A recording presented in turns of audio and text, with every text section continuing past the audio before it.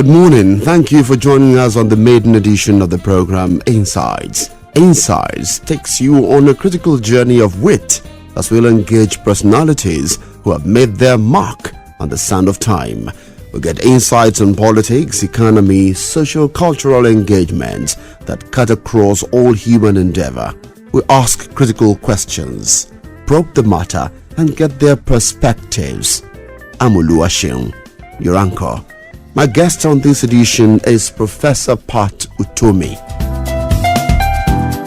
Professor Pat Utomi is a professor of political economy and management expert and a Nigerian entrepreneur. He has served as the chairman of the Economic Commission for the Niger Delta sometime, very active on the international speaking circuit, especially on the subject of high growth economics and leadership. Professor Utomi, welcome to this program. Thank you very much. I'd like you to start on the political terrain. You are a politician. Is that a good way to describe you? Yeah, it's nothing wrong with being a politician. Yes, I am a bona fide active politician. I'm a member of the APC. I was part of the predecessor legacy parties, came from the ACN into the APC. And you were part of those who put together the manifesto and the ideology of APC? Yes, indeed, I participated in that process. Is APC still true to the ideologies that you put together? Well, political parties evolve, and they evolve according to how well certain roles are played. They evolve as a result of the influence of members, the leadership, and they evolve out of the contestations within that political party. And so we expect some of this to happen. I think sometimes people forget, for example, in the United States of America, when we talk about the Republicans and the Democrats, people forget that the Republican Party was once the party of the underclass, the oppressed. The Republican Party was the party of Abraham Lincoln that fought for the emancipation of blacks from slavery. But today, if you look at American politics, you will see the opposite. Young people who don't understand history will be shocked when they hear this, that it was actually the Republican Party that liberated the blacks in America. So things can change. However, I think that the challenge we have is one in which political party structures in Nigeria remain very, very, very weak. Political parties essentially play a role as machines for winning elections. They have not become political parties. I actually was invited a couple of years ago to give a lecture, the annual lecture of the leadership newspaper in Abuja. And I remember that the leader of the APC wasn't formed then. Asiwaju Bola Ahmed Tinubu was on that high table. Quite a number of people on that table when I gave this lecture on political parties. There are those who probably argue that that particular lecture was rigged to create a platform for how to build an opposition political party. So I gave a lecture on political parties. I went back to Robert Michel's, who wrote in 1911 the book Political Parties, from which the famous phrasing, the iron law of oligarchy. He who says politics says oligarchy comes, and all of that. And to look at the role of political parties, what I can say to you is that we have not created political parties in Nigeria. What we have done is we've allowed machines similar to the Daily machine, for example, that delivered Chicago. But we have not created political parties. The problems of the APC are significantly the failure of the party as a party. The weakness of the national leadership of the party in creating. I mean, I constantly confront the chairman, Chief Oyegu. What does the party stand for? What workshops are we setting up to create and evolve? And he keeps saying to me, next week we're planning one. We've been at this for more than 1 year. So the failure of the leadership of the party has prevented the APC from evolving as it should. Let me take you on here. Now, that is a verdict.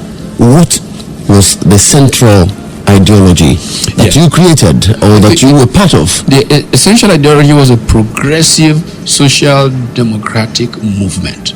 That's what the APC was supposed to be. If you were to use the language of General Ibrahim Babangida, a little to the left. That was people-oriented. I am personally passionate about an entrepreneurial people's capitalism based on small people being successful in running small businesses and having an enabling environment that facilitates their personal well-being and growth and welfare. A party that recognizes that no one must be left behind. A party that is committed to social justice. Now, this is the kind of party that we had in mind when the now Vice President, Professor Osinbajo, and myself and Mr. Wale Edun were requested by Asiwaju Bola Ahmed Tinubu to go and develop documents for the running of So where was the departure point? You have to win elections.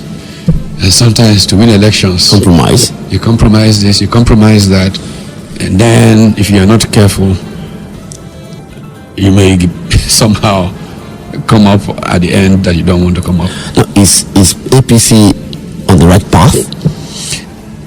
Everything evolves. We need some internal contestations to win the soul of the party. And that is why I speak up. I mean, people will say, you see, let's be quiet, No, you have to speak up so that internal contestations will take place.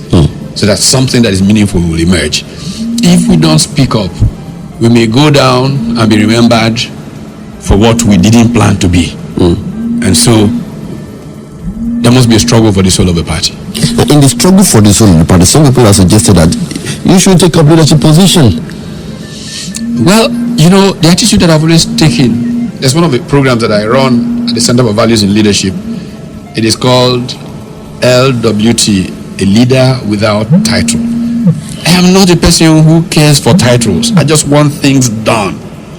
But our culture doesn't seem to have come to an understanding of it. But culture doesn't have to. But we can get your influence. Yeah, you can. It bets they're not sleeping without asking, what is that foolish guy thinking now? Because they know they will hear my voice. That itself is leadership. But they hear your voice, not listening to your voice. Yeah, I know. That's why the fight must continue until what matters crystallizes.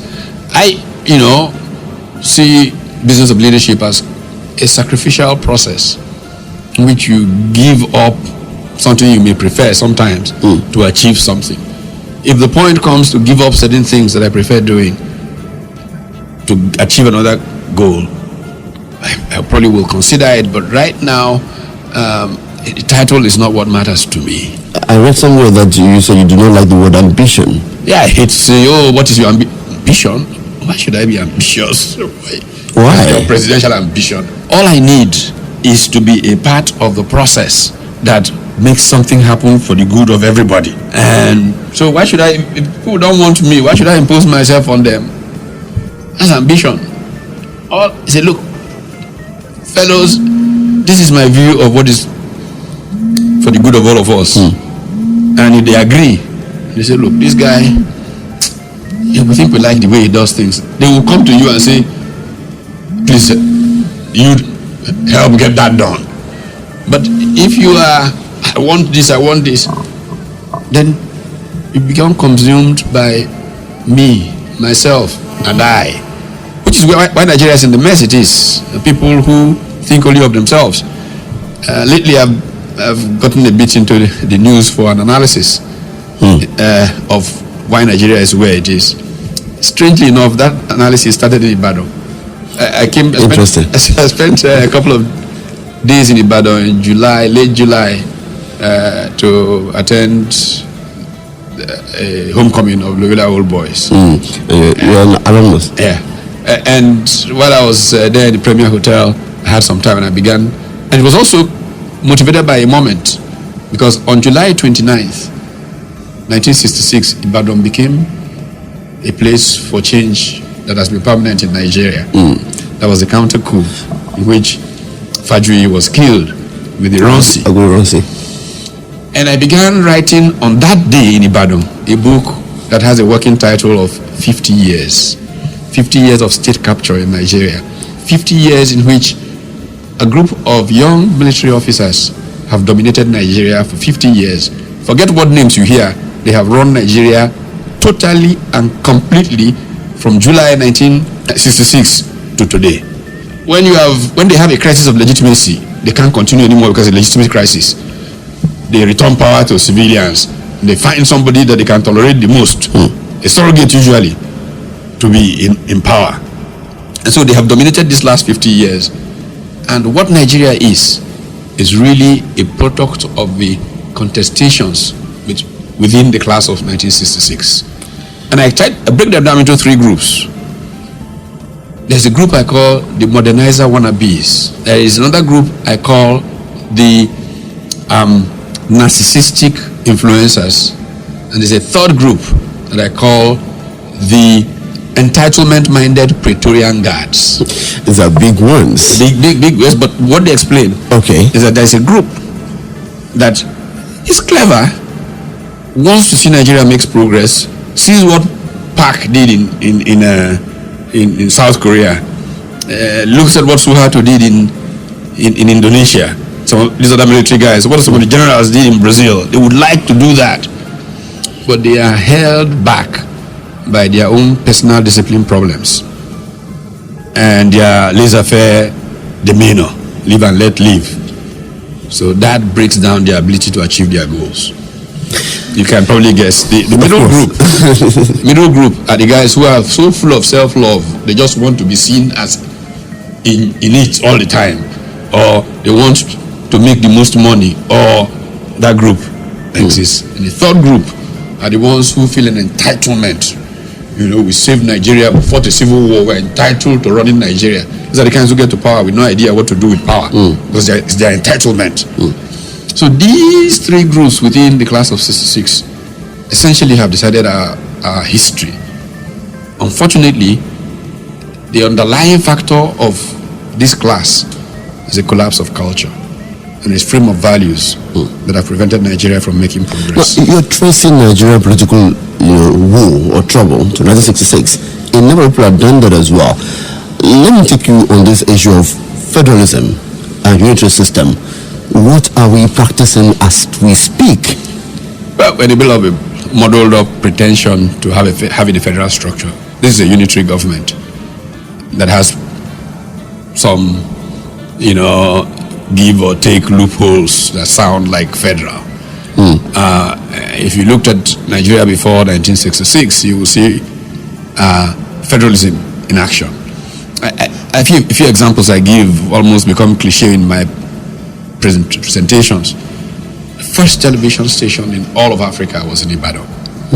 1959, Premier of Western Region, Chief Obafemi Awolowo, was trying to make a broadcast. The Nigerian Broadcasting Service did not, give him the cooperation, and decided to set up another broadcast organization that used the newest technology called television. In 1959, people in Ibadan became the first Africans to see a television set, or to see television. There was TV in Ibadan before there was TV in Brussels or Dublin, or South Africa. What did the Premier of Eastern Region do? Premier of Eastern Region very quickly, of course, began a process of setting up that of Eastern Region, the Eastern Nigeria Broadcasting Service television.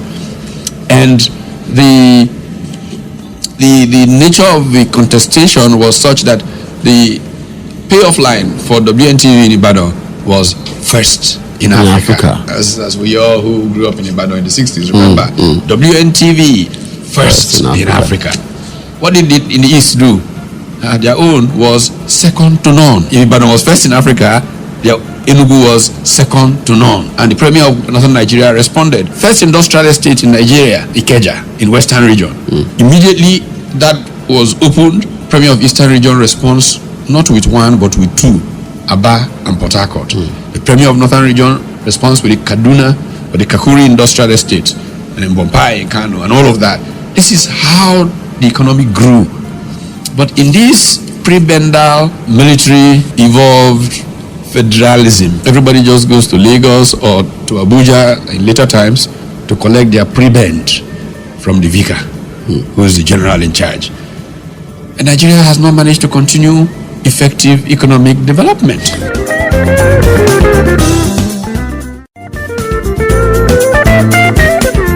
I can take it from you that you call in also for restructuring. Absolutely. In what way? There are several ways you can go about it, but Nigerian people should first talk. We're still living the lie of the so-called 1999 constitution that says that we, the people, because no people got together to decide that that's our constitution.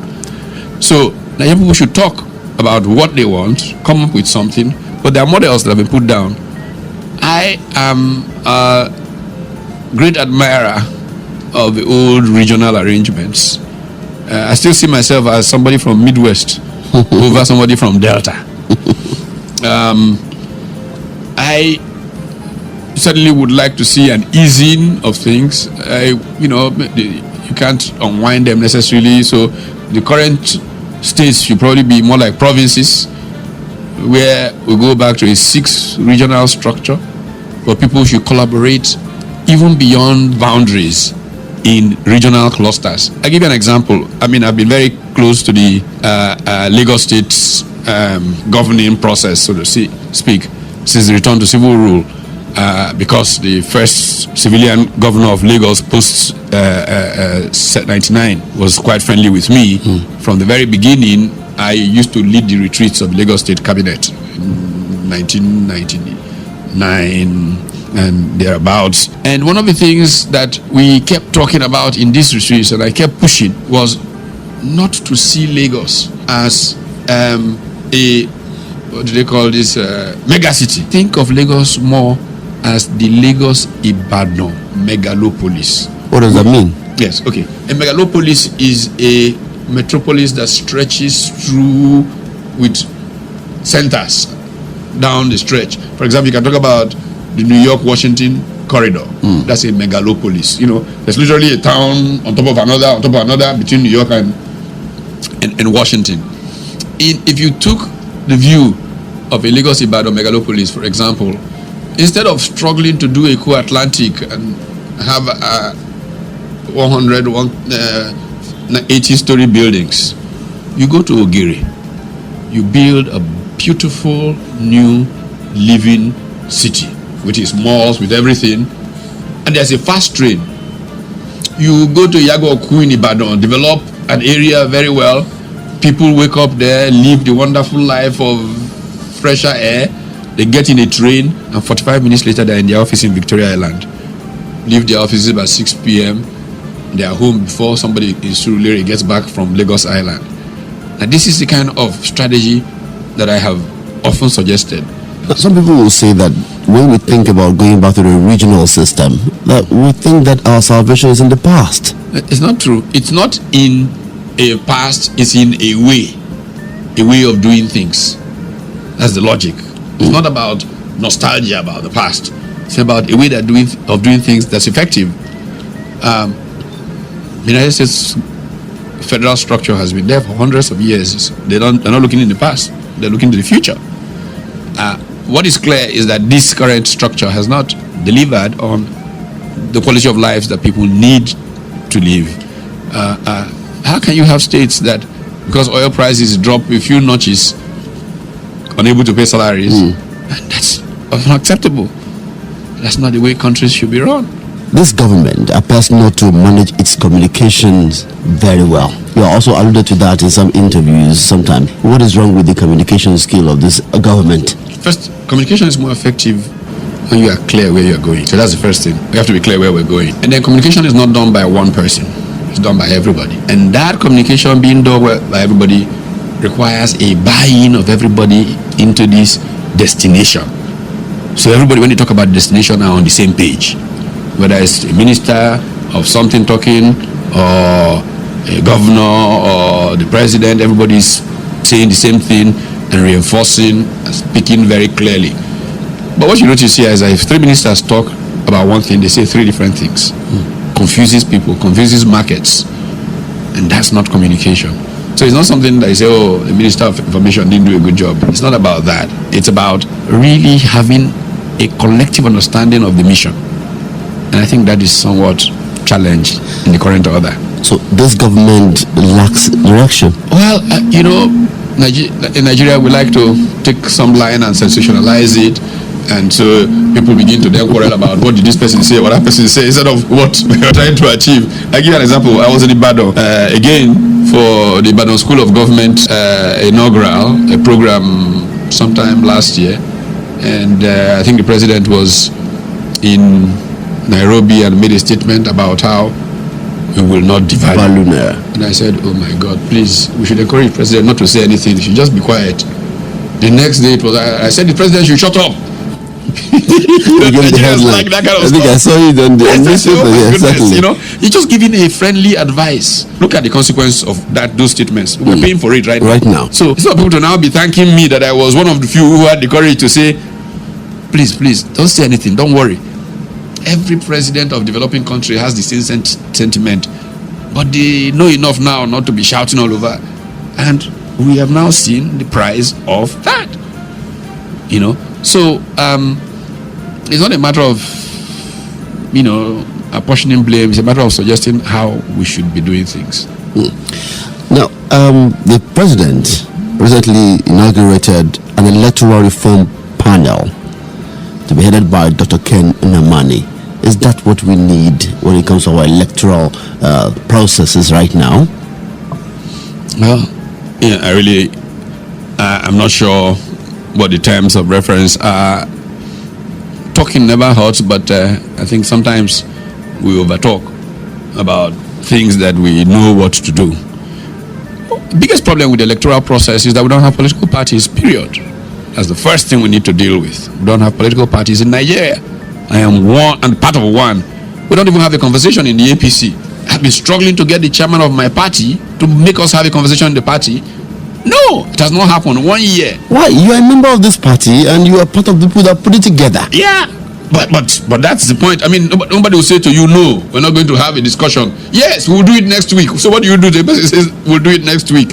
And next week has gone on for 1 year. You can only keep saying that you have been saying this thing.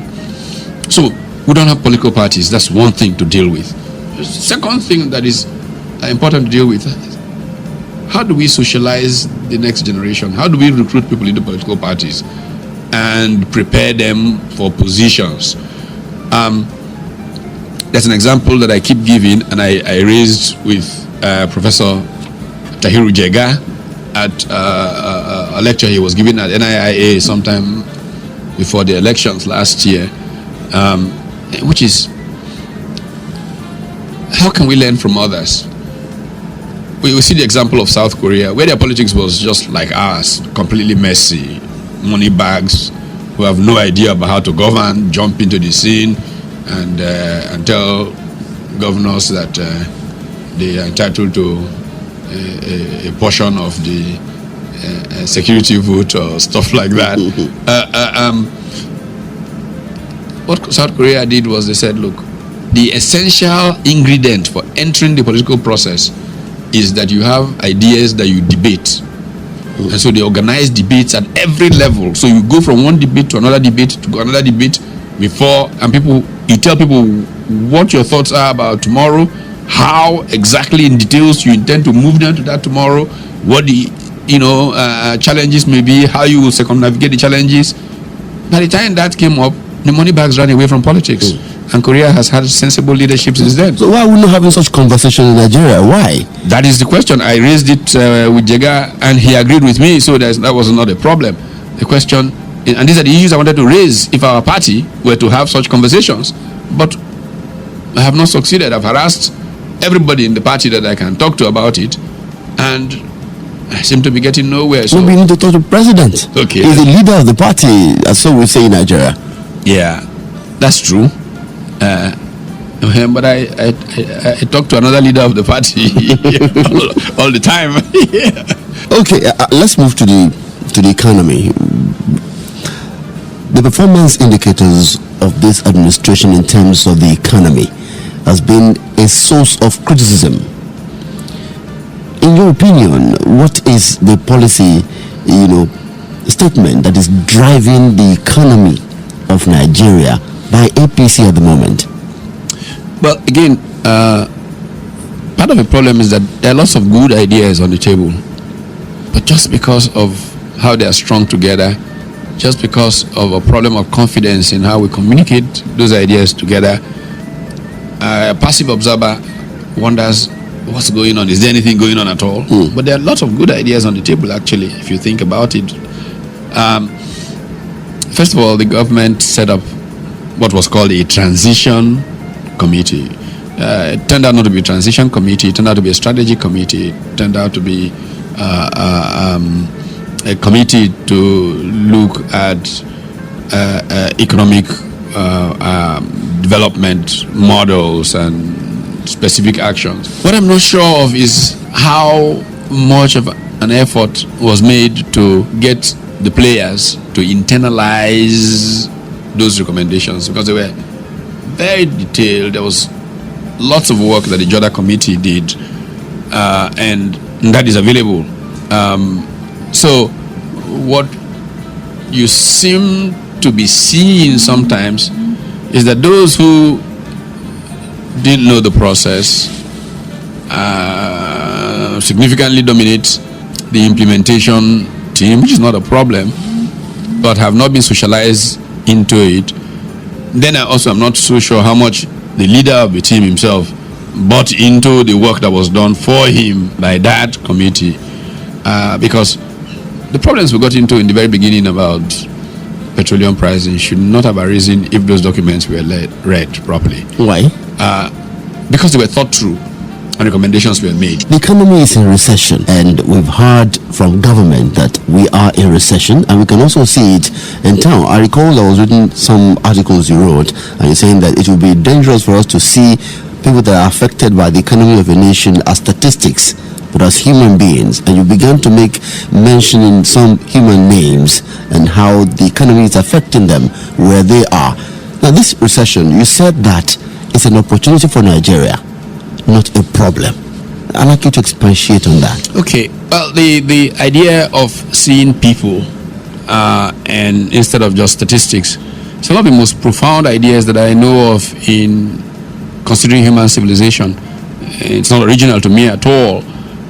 In the days that I did work as a PhD student, I don't think you were considered to have seriously worked for a PhD in the social sciences if you didn't read C. Wright Mills, the great sociologist, and the book The Sociological Imagination. And C. Wright Mills' profound contribution is that history does not have meaning when you just see a sweeping brush. 300,000 people die in civil war. Okay, 300,000 people can die. As you get meaning from history at the intersection of its grand flow and the personal troubles of individuals. In these 300,000 people that died in this civil war was John Q. Public, who was this kind of person, went through these kinds of struggles, and after all the effort broke through. Just when he was about to, he gets killed in this war, leaving a wife and the children who are now probably going to be in destitution forever because of this war. Then the person who's reading that history gets the full impact, the meaning. And so I've always argued that whenever we talk about things, we should remember the personal troubles of individuals. When we think of that human being who is affected, then we truly understand what has happened. And so when I began to look at this recession, I thought of the human beings who have suffered for so long in the middle of a so-called prosperity. Because, a sweeping view of history, we just look at the numbers, GDP growth numbers, and all of that. And we don't see that the Gini index, the measure of income distribution, is such that a few people are taking everything away and most people are being left in destitution. one of the most scandalous things I've ever heard said in my life was when the former president, Goodluck Jonathan, said that a measure of the progress we're making in Nigeria is the number of private jets in the country, that we have the fastest growing fleet of private jets in the world. I mean, I usually keep away. I make my views public. I don't get involved in calling people in the villa. Or that was the first time I chose to call somebody in the villa to say, please beg this man to try not to repeat that statement again, because he's just insulted Nigerian history by interpreting it to mean that a few people who scavenge economic rent, who have taken contracts they didn't execute, who have gotten lifting licenses without merit, are buying private jets. That is evidence of progress, when we know that Nigeria had the case of the worst infant mortality rate in the world. Nigeria, basically on the misery index, was one of the worst places to live on the planet. How could you, in good conscience, talk about buying private jets as progress? I called somebody in the villa, in spite of my nature of staying away from those kinds of things. I think Louise Odion and Azuki Shikuna, who were discussing on my 60th birthday, and said a friend of theirs who was in Aso Rock for 4 years described me as the Ganifa Emi of political economy. He said, because in the 4 years they were in the villa, I never got there for 1 day, which is the truth. I never got there for 1 day. What am I looking for? But I was so struck by this, unreasonableness of that statement, that I called somebody at the villa to beg the man not to repeat it again. The following day at the World Economic Forum, of all places, he repeated it. And I said, oh my God, we must get this man out of this place. We must. So you take that reality and you see what is obviously a mega crisis coming in terms of people going into a recession and more problematic conditions. But you then ask yourself, what has been responsible for the old situation that drove us into this current situation? Clearly, as everybody says, the problem of diversification of the base of the Nigerian economy. For a long time, that was looking us in the face. But we would not do it because it was easy to just wait for rent to come from oil. The other bit is hard work. And who wants to work hard when something can trickle into your pocket if they belong to an elite and the masses are suffering? So my argument is that this is an opportunity to build a new economy that shows that Nigeria is truly rich and all of its citizens will benefit from its prosperity, not based on some mineral resource that is taken up from the ground by some distant oil company that then sends some money to the treasury and is spent as people in Abuja like to spend.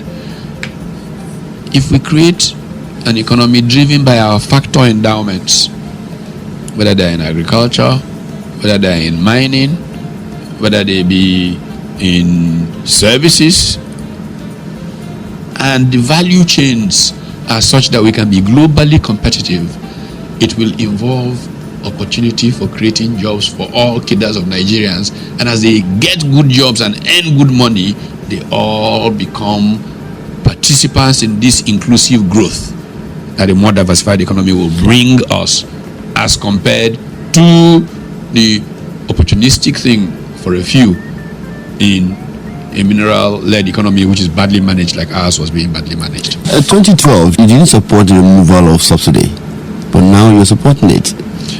You see, people confuse many things. I have always thought that we should have the kind of pricing that enables the industry to be more efficient. And being more efficient can actually mean lower prices, and people don't understand that.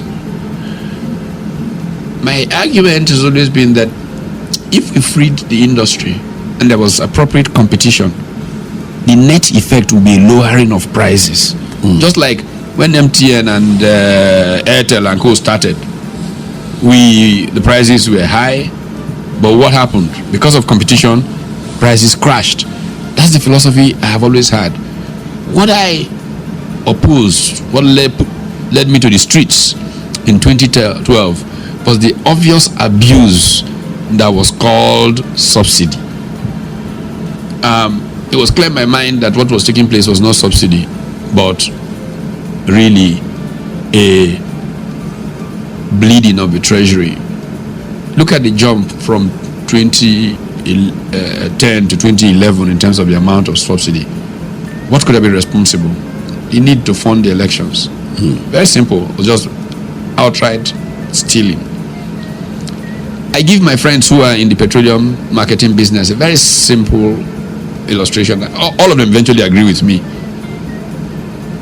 You see, one of the thinnest margin businesses to be in the world is petrol, because it's the ultimate commodity. There's no difference between petrol in this station and that station and that.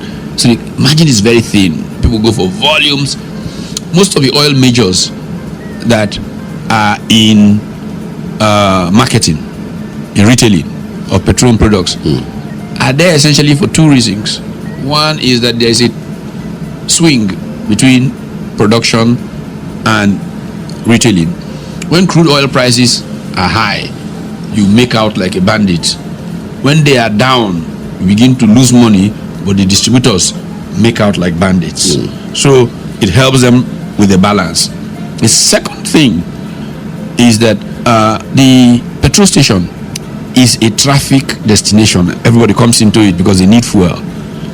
And so the real business in the petrol business is the forecourt, not the petrol.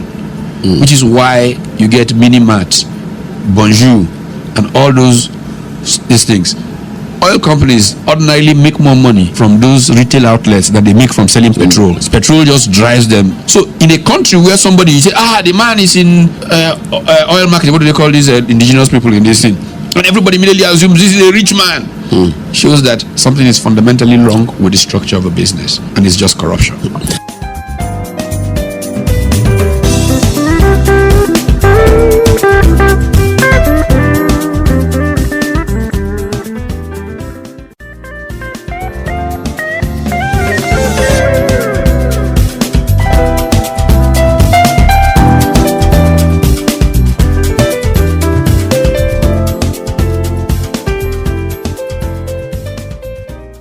Is in trouble. Who is going to rescue the naira? Hey, look, I don't worry about naira. I'm worried about the stomach of people. It's more important than the naira being in trouble. Because its value is dying by the day. I don't care if the naira doesn't exist. If everybody in Nigeria is well fed, their children go to school, and let me put it in a better context. Okay, I think that sometimes Nigerians are emotionally caught up with the nominal value of the currency.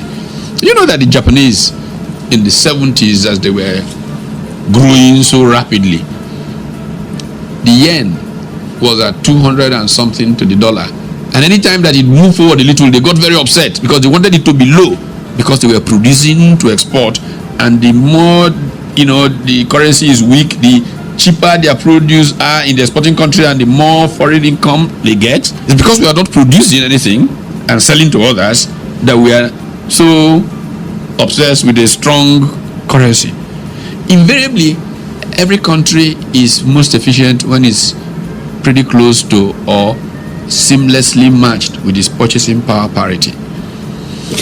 What is purchasing power parity, you may ask? A purchasing power parity is what your currency, what amount of your currency will produce exactly the same thing in relationship to the proportion of currency that will produce the same thing in other economies. Is that the value of the currency? That's the real value of the currency.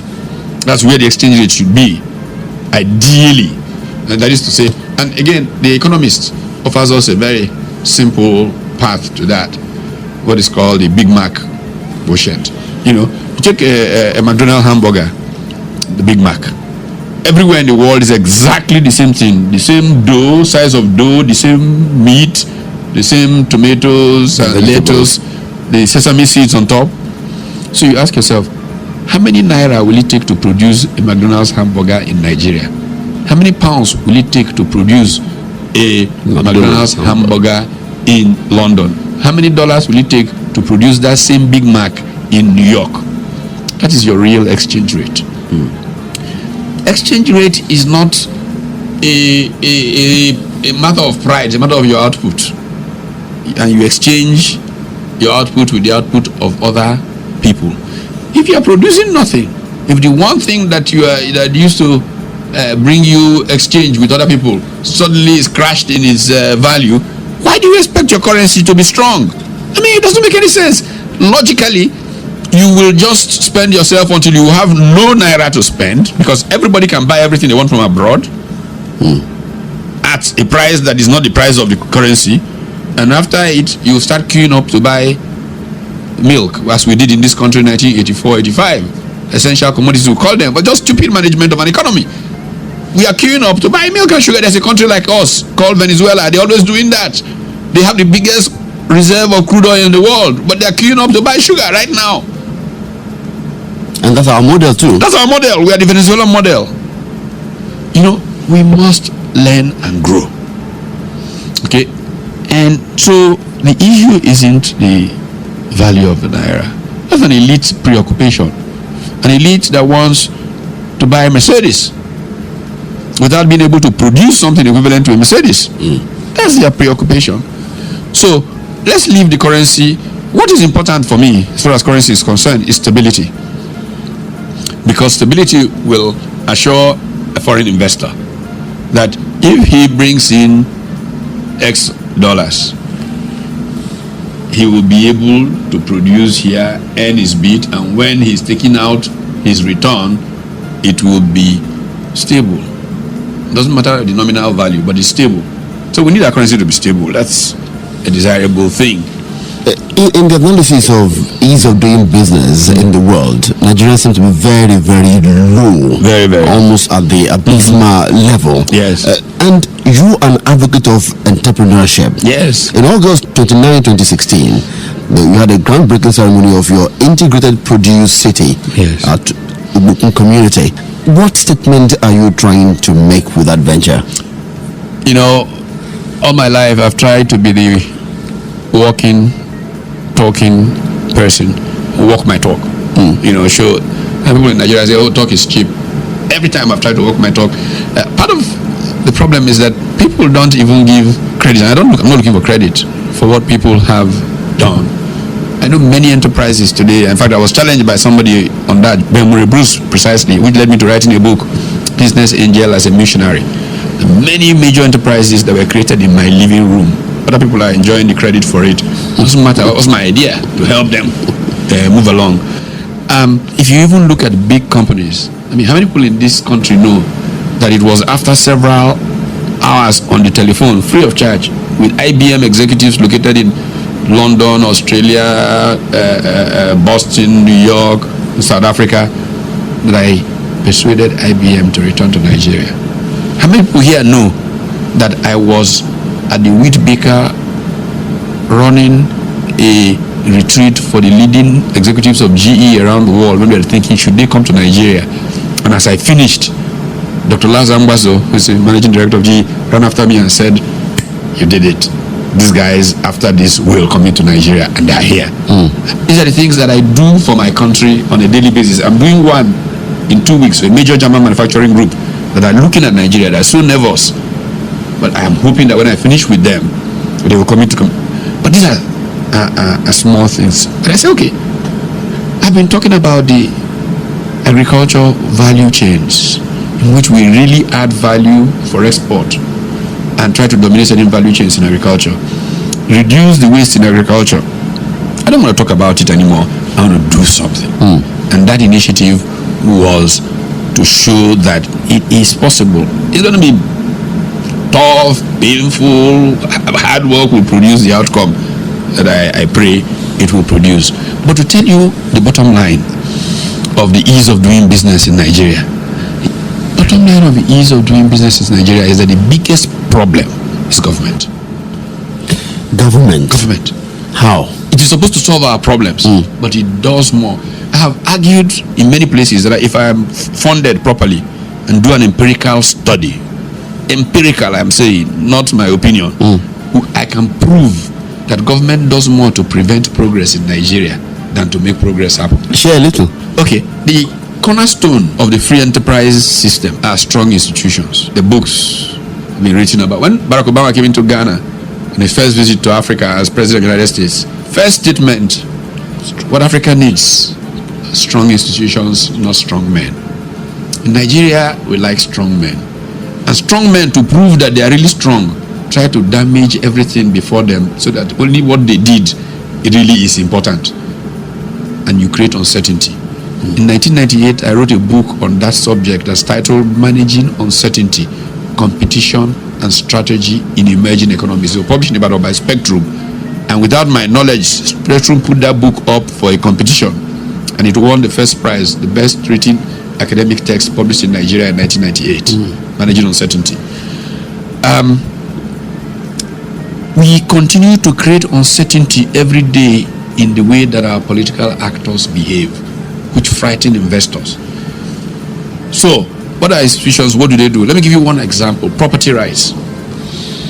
Just if I take myself as a person, the amount of property rights violation that I have suffered as a result of weak institutions or government personalities. This project in Edo State they're talking about is the downstream end of the chain. I wanted to start that project with the upstream end, doing a chain of supermarkets around the country where you can go in and buy fresh produce, all your food items, your meat, your whatever, fresh in air-conditioned environment for cheaper price than they sell in Dubai. How can you achieve that? Because the nature of the system as fractured, disaggregated as it is, with middlemen playing all kinds of roles, with policemen at roadblocks extracting bribes so that a produce that leaves a farm in Adamawa before it gets to Lagos, half has spoiled, twice as much as they paid for the goods has been given to policemen as bribes, and therefore the price in Lagos market is 10 times what you paid at farm gate. We have developed a system how to eliminate all of those, reduce it, such that you can come to an air-conditioned environment and pay half of what you pay in Okearin or Dubai for the same produce in a better condition, higher quality. So to do a model such produce market, and there are hundreds of them in South Africa, we decided to build one somewhere, a good location in Lagos. What's the best location we could find? Opik Plaza next to the Sheraton. We approached Opik, went through a process for a build, operate and transfer. After X number of years, we revert to being Opik's, whatever. They approved it, they took it to the then governor, who was Benga Daniel. And the governor was excited, he approved it. We started building, we had spent nearly 200 million, change of government. The new governor stops everything that Benga Daniel had approved. And they were piecemeal approving. This is, every time I call him, my friend, you say that's your thing, you have not, the man who is in charge went to London, he will come back tomorrow. 6 years, I've had 200 million frozen doing nothing. And you still want to be an entrepreneur in Nigeria? That's the point.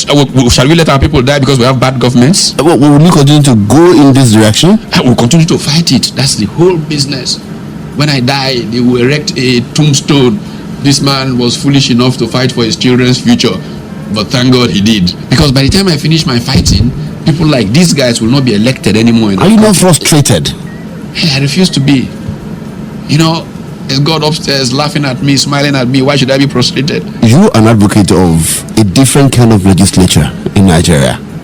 You call it a particular name. You said citizen legislature. Citizen legislature is the official name in political science for that kind of legislature that is part-time, sometimes not even paid. Do you see this happening in Nigeria? Very easily, except we can't do it in this current arrangement, because we are asking those who are beneficiaries of what is wrong to be the ones that will stop it. But it seems we don't have a hope if that continues. If we pour ourselves into the street and say this nonsense can't continue, we civilian coup against the system. But Nigerians enjoy it. Okay, so let's suffer it together. one day something will occur to us and we'll do it differently. I mean, what do you want me to do? Carry out a coup? Yes. It will look fashionable. Well, I don't know about that. I don't know about that not being fashionable. If it's the only way you can save yourself, maybe you should.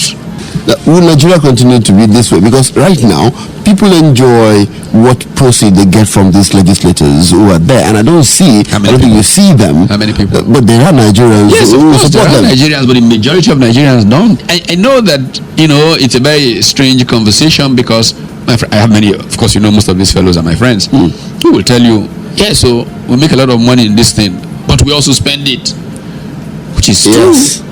To Nigerians, a few Nigerians who are around them. Yes, but the majority of the people stay poor because of the system.